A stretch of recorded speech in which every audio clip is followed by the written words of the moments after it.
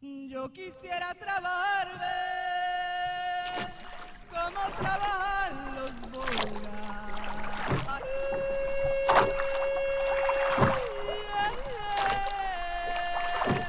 que con fuerza de mente remar contra corriente.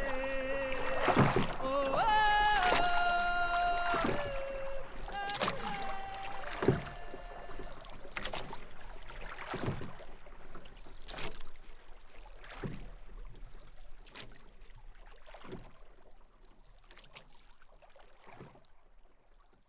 Cosa que yo propuse aquí fue hablar de mi experiencia. ¿Por qué? Porque la experiencia es una fuente del conocimiento, ¿no? Y es una propuesta que ha hecho, por ejemplo, el feminismo negro. El feminismo negro es una de las corrientes feministas que no solamente se queda con la lucha contra el sexismo, sino que también trabaja los otros sistemas de opresión como el racismo, el heterosexismo, bueno, todo lo que genera violencia y poder en esto, ¿no? Entonces, esta experiencia yo la inicié, podría decir, a través del arte. Yo también soy artista, soy cantautora y en Bogotá dirigí una batucada que no sé si la conoce, que se llama La Tremenda Revoltosa, ¿no? Eh, Creo que se me hace conocida en algún momento. Hay tantas exactamente. canciones de ese estilo que se me hacen conocidas. Ujú. Entonces, a través del arte, pues yo me articulé a otros movimientos, ¿no? O sea, me buscaba para cantar, yo componía, por ejemplo, en torno a la injusticia social, en torno a las inequidades. Yo pienso siempre que el arte tiene una posibilidad muy grande de generar conciencia, ¿no? Porque genera mucha empatía. Entonces, a través del arte yo llegué al feminismo, a través del arte yo llegué al antirracismo, a través del arte yo llegué a la autonomía feminista, y por eso siempre digo que esa experiencia ha sido fundamental. Y la otra experiencia ha sido las mujeres de mi familia, porque en las comunidades afrodescendientes y en otras comunidades también las mujeres tienen bastante fuerza. Se dice que son víctimas, pero en general son ellas las que llevan la batuta, ¿no? En la casa deciden por los otros, cuidan a los otros, al resto, y son mujeres fuertes que no se dejan joder de cualquiera. Entonces, ese feminismo yo lo aprendí también de las mujeres de mi familia, por tanto, ese conocimiento también es fundamental, ¿no? Entonces, es desde estas tierras caribeñas en República Dominicana, que no sé si tú sabes, pero República Dominicana comparte una isla con Haití, ¿no? ¿Mm? Haití y República Dominicana estamos en la misma isla que quien nos dividió fueron los colonizadores. Los franceses se tomaron la parte occidental, que hoy es Haití, y los españoles se tomaron la parte oriental, que hoy es República Dominicana. Por eso nos separaron, pero de hecho éramos un solo pueblo y eso ha tenido bastante implicaciones, ¿no? Como para, digamos, sí, como mucho racismo hay de parte sobre todo de la gente dominicana para la gente haitiana, a pesar de que Haití es un país que nos enseñó mucho de la dignidad, ¿no? Fue el primer pueblo que se levantó contra la esclavitud, que creó un Estado nacional y que acabó con el sistema colonial, a pesar de que hoy no se les reconoce por el racismo mismo, ¿no? A nivel mundial, Haití no se le apoya suficientemente y por eso hoy es uno de los países más empobrecidos del mundo. Entonces, esas situaciones me hacen tener una conciencia sobre las inequidades, ¿no? El arte, la experiencia de mi familia, ese activismo feminista, los viajes que yo doy también, porque soy una privilegiada y viajo mucho, y doy conferencias y charlas y ese tipo de cosas. Por tanto, la migración para mí no ha sido una tragedia como para muchos otros que no han tenido posibilidad, al contrario, me ha abierto puertas. Y entonces yo siempre creo en la acción política colectiva, o sea, yo no creo que esos sistemas de dominación como el racismo, el clasismo, el heterosexismo, realmente se acaben solamente de forma individual, sino que tiene que ser colectivamente. Por eso todos y todas quienes creemos que sean posible acabar con las inequidades, pues tenemos que trabajar juntos y juntas, ¿no? No las mujeres por un lado, no los afro por un lado, no los indígenas por un lado, sino que esa acción política tiene que ser colectiva, es decir, todas las luchas son de todos y todas, y tenemos que comprometernos con eso, ¿no? Yo soy de un grupo en este momento que se llama Grupo Latinoamericano de Estudios, ¿me escuchas? Sí, profe, te escucho. Ok. Soy de un grupo que conformamos diferentes compañeras de diferentes lugares de América Latina y el Caribe, que nosotros más decimos Abya Yala, porque fue el primer nombre que le dieron los indígenas cuna a este continente antes de llegar los colonizadores. Fueron los colonizadores que nombraron a esto América Latina y el Caribe. Entonces me gusta decir Abya Yala, como decían los indígenas cuna. Entonces, diferentes compañeras de la Abya Yala formamos un grupo que se llama el Grupo Latinoamericano de Estudios y Formación Feminista GLEFAS, que ya casi tenemos 20 años. Entonces, cada una en su país donde está hace una serie de actividades con los colectivos y también hacemos acciones conjuntas, ¿no? Y yo también formé parte de esa batucada que te dije, la tremenda revoltosa, que hacemos política a través de los tambores, ¿no? Y también doy clase en la universidad. Yo, de hecho, soy egresada de la Universidad Nacional de Colombia, sede Bogotá, en antropología. Hice mi maestría y mi doctorado allá. Y también he dado clase en la Universidad Nacional de Colombia, en la Escuela de Estudios de Género. Tuve mucho tiempo y también he dado clase en antropología y en sociología. Y también ahora mismo estoy dando clase en la Universidad Javeriana, en el Departamento de Estudios Culturales, donde articulamos, digamos, todos estos temas que estamos viendo hoy, precisamente lo articulamos a las producciones culturales. Entonces, esa soy yo. Y bueno, me gustaría saber quién eres tú para hacer una pequeña conversación, aunque sea, además de estudiante de la Universidad Nacional de Colombia en Geografía, etc. Bien, pues reitero, bueno, mi nombre es Catherine Monroy Fuquen. Bueno, en mi caso había escogido geografía por muchas situaciones, entre como la curiosidad, el amor al territorio, el querer ayudar a la gente, y bueno, y en parte como que iba a pensar entre arquitectura o lo relacionado con las geografías de la topografía y todo lo demás. Bueno, el caso es que ya apenas ya ese es mi último semestre antes de la pasantía. Bueno, tal vez no soy buena explicando, pero sí también a mí me gusta de buscar entender frente a la desigualdad que ha pasado en el país y también de hacer en la medida posible de, ay, no sé cómo llamarlo, de hacer lo posible de que podría buscar una igualdad para todos. Exactamente. Yo creo que todos y todas quienes creemos que este mundo puede ser mejor, pues ojalá que esas desigualdades impliquen que la gente tenga acceso a los servicios básicos, a la salud, a la educación, etcétera, lo cual es un poco más difícil porque ahora mismo con este capitalismo neoliberal, pues todo se privatiza, ¿no? La misma Universidad Nacional, que es pública, sabemos que hay muchas empresas metidas ahí, o sea que inclusive ahí lo vemos, ¿no? Y además que cada vez más la gente no tiene acceso a la educación, precisamente porque inclusive la universidad pública como la nuestra, pues está pidiendo también mucho dinero, no tanto en posgrado, ¿no? Todavía es bajito, entre comillas, porque las maestrías y los doctorados pues son carísimas, igual como si fueran universidades privadas. Y eso es también lo que genera una serie de inequidades, porque cuando los chicos y las chicas no entran a las universidades, no pueden estudiar, pues van a tener menos posibilidades de conseguir buenos trabajos. Aunque no necesariamente el hecho de que tú hagas un pregrado o posgrado te garantiza un buen trabajo, ¿no? Por como están las cosas. Sin embargo, yo creo que todo el mundo tiene que tener un acceso a las cuestiones básicas, porque son derechos humanos, ¿no? Estudiar, vivienda, salud, alimentación, esas cuatro cosas por lo menos tienen que ser gratuitas para todo el mundo.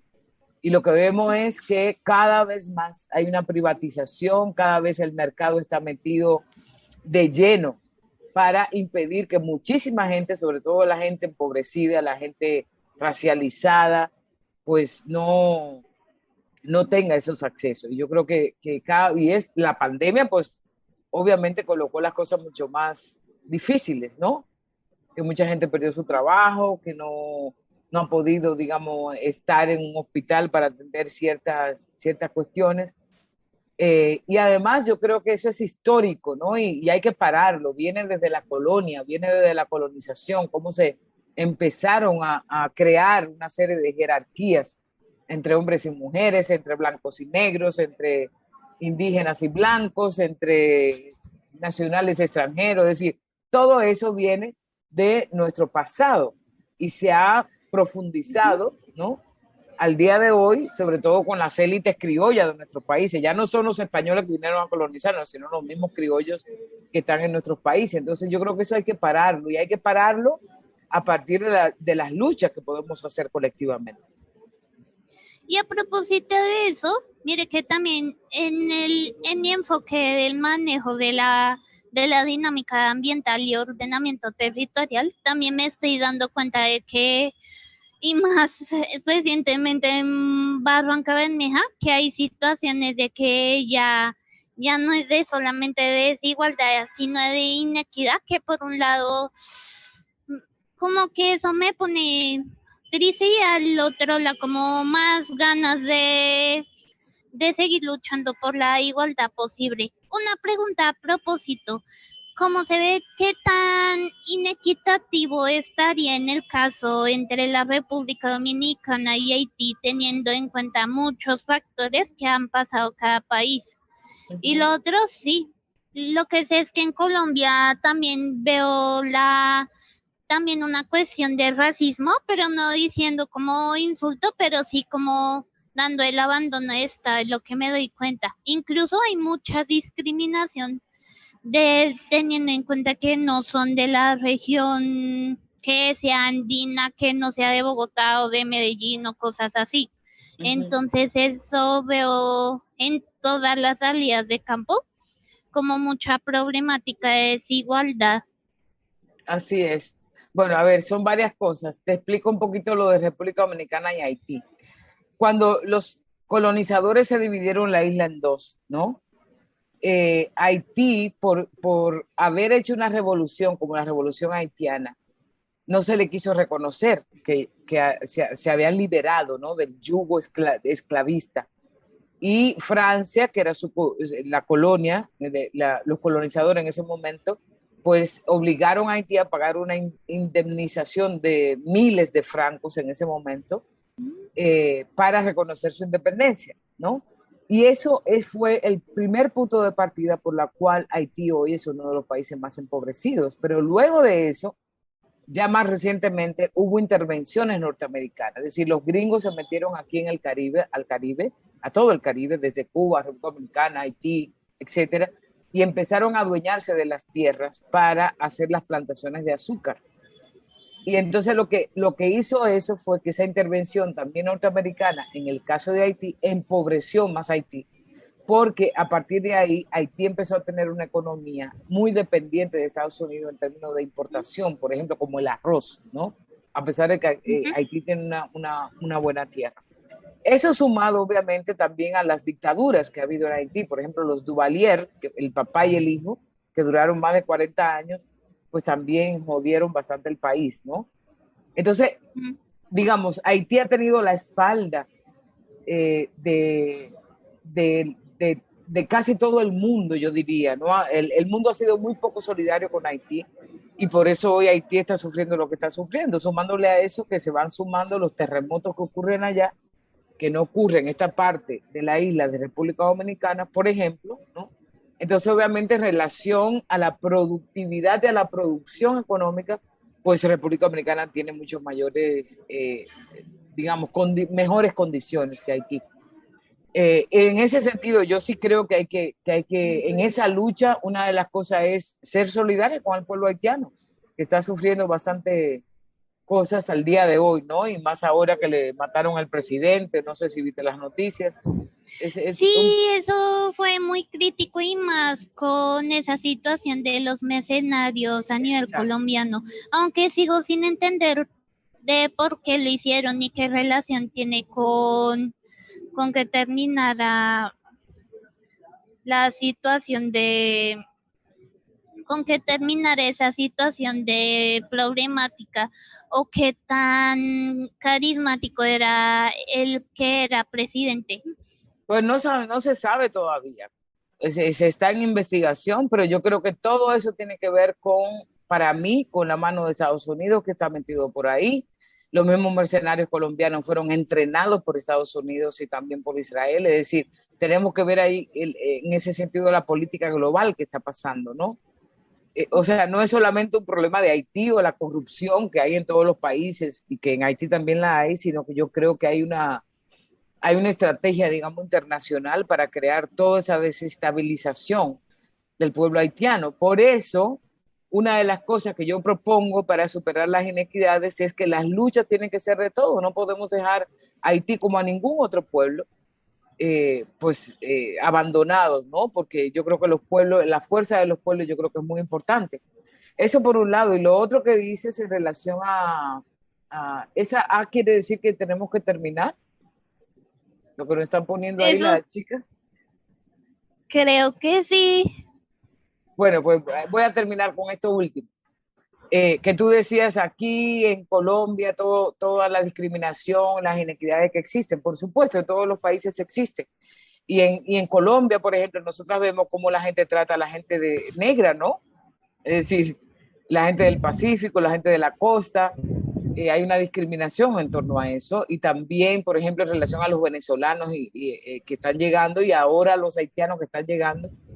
Es decir, cómo en la migración una también ve tanto interna, es decir, cómo se va moviendo la gente a nivel interno del país, como también a nivel internacional, pues vemos también la discriminación. Por eso yo te decía, yo soy migrante y sé lo que eso significa en términos, aunque soy una migrante privilegiada, ¿no? He tenido que comer, he tenido vivienda, etcétera, pero se nos discrimina mucho a la gente de otro país, ¿no? Sí, me imagino. Incluso con la situación de la frontera entre Colombia y Panamá, y más con la situación de Darién, el cruce de los migrantes, sea legales, sea ilegales, para entrar como al poder de Estados Unidos. O sea, en ese caso siempre me pregunto por qué la gente sueña porque siempre sueña en ese tal sueño americano, si a veces tiene su propio país que luchar y en medio de alguna dictadura o algún factor que eso se complica. Pues porque yo creo que nos han hecho creer que es importante pertenecer a un territorio y que una nación ahí, que hay que defender la patria. Esos son las élites. Los pueblos en general han sido muy solidarios, ¿no? Y yo creo que eso es lo que tenemos que proponer, que sigamos siendo solidarios entre los pueblos, porque ahora les tocó a los haitianos y a los venezolanos, pero a los colombianos y colombianas les tocó en algún momento migrar hacia Venezuela, ¿no? Es decir, todos y todas Ah, migramos en sí. algún momento. Y eso no se dice, no se recuerda, no se tiene memoria en relación a eso. Y el sueño americano, pues, porque ellos se han creído como imperio, se han creído que ellos son lo que la gente tiene que aspirar, ¿no? Y la gente se lo cree, entonces aspira que en Estados Unidos va a estar mejor, aunque sabemos que la mayoría de los latinos, pues, lo que hace es ir a limpiar piso, ¿no? Cosa que no hacen en su país, y por estar en Estados Unidos, pues eso pasa. Entonces yo creo que, digamos, una propuesta de superar las inequidades tiene que ser fundamentalmente la solidaridad entre los pueblos, hoy más que nunca, porque yo creo que la cosa no es tan fácil. Bueno, en ese caso y más como en la situación de Haití y Colombia, que prácticamente ya son países en común en ese tipo de problemáticas, también sería la empatía como desde un enfoque más allá de lo regional. También somos Exacto, de tal país. así es. O sea, no hay que rechazar que una es de un país, pero yo creo que también tenemos países porque los guerreros se dividieron el territorio. O sea, antes, por ejemplo, el pueblo wayú nunca ha sido, es binacional, porque ellos nunca se han reconocido ni como venezolano ni como colombiano, sino wayú, por ejemplo. Y hay muchos pueblos así que son de frontera, ¿no? Que están en una cosa y otra porque son pueblos. Y lo que hace la frontera entonces es dividirlo. Yo creo que tenemos que recuperar el sentido colectivo de los pueblos, ¿no? Para poder enfrentar pues todas estas inequidades y construir esa paz que siempre anhelamos, esa paz justa, esa paz duradera, esa paz con justicia social, porque la paz no es, ya lo sabemos, no es solamente acallar los fusiles, sino una construcción colectiva que nos permita, como dicen los pueblos indígenas, un buen vivir, ¿no? Un buen vivir en el sentido de tener el acceso a lo básico, por lo menos alimentación, salud, educación, etcétera, y sobre todo respetar esta naturaleza. Tú que estás en geografía, pues tienes ahí un reto muy grande, ¿no? Porque la geografía no es solamente geografía como espacio, sino que también tiene que ver con la política, cómo se están explotando los territorios, cuáles son las zonas que se están explotando más, que son despojadas, donde están los indígenas, los afros. Eso es muy importante en la geografía, entenderlo, no solamente entender, digamos, los espacios por los espacios, sino que hay en los espacios, ¿no? No, incluso ahorita en una situación muy crítica, como en el caso colombiano, y más con el caso de los periodistas y los ambientalistas, pues es una mayor preocupación porque es como una sensación de interés propio o no sé, una cuestión de geopolítica que se puede tener en cuenta con respecto a para qué se van a necesitar como los recursos naturales, aunque no se debería decir recursos naturales porque lo que son esos Bienes recursos comunes. naturales, sí, es un bien común para todos. Exactamente, muy bien. Genial, Y entonces, vas a ser una tremenda geógrafa. ¿y eso qué? Y eso que, como le decía, más allá como de ver el bien común para todos, es como también me doy cuenta de que ser alguien que está relacionado con el manejo de ordenamiento territorial y la dinámica ambiental también es un riesgo que prefiero afrontar. Pues sí, exactamente. Entonces tenemos que ¿Y luchar eso? con todo. Y el elemento del territorio sabemos que es fundamental porque el territorio para los pueblos no es solamente tierra ni es mercancía. Es como tú dices, bienes comunes donde se teje la vida, ¿no? Y entonces la geografía tiene mucho que ver con hacer una propuesta distinta a lo que han hecho históricamente los geógrafos tradicionales, ¿no? Y ahí va a estar tú con esa responsabilidad. Sí. Y a propósito de eso, ¿cómo sería la perspectiva geográfica desde la República Dominicana en ese caso? Y Pues además, viendo que lo que entiendo en República Dominicana se está volviendo desde un enfoque turístico, pero no sé si alcanza a hacer un ecoturismo responsable o ya no, es demasiado como muy no, para responsable nada. para lo extranjero. No, hay proyectos que tienen ese tipo de cosas, pero la mayoría del turismo aquí es súper capitalista, súper explotador, súper racista, ¿no? Entonces no tiene nada que ver con una propuesta sustentable. Hay que hacer mucho trabajo aquí, de hecho. ¿Listo? Sí, señora. Ya te dijeron que tiene que terminar, ¿verdad? Sí, siento que aprenderé muchas cosas. Bueno, pues un placer conocerte, mucha suerte, que tengas un buen viaje con esa geografía comprometida. Y bueno, porque yo creo que eso apoya muchísimo para acabar con las inequidades, precisamente.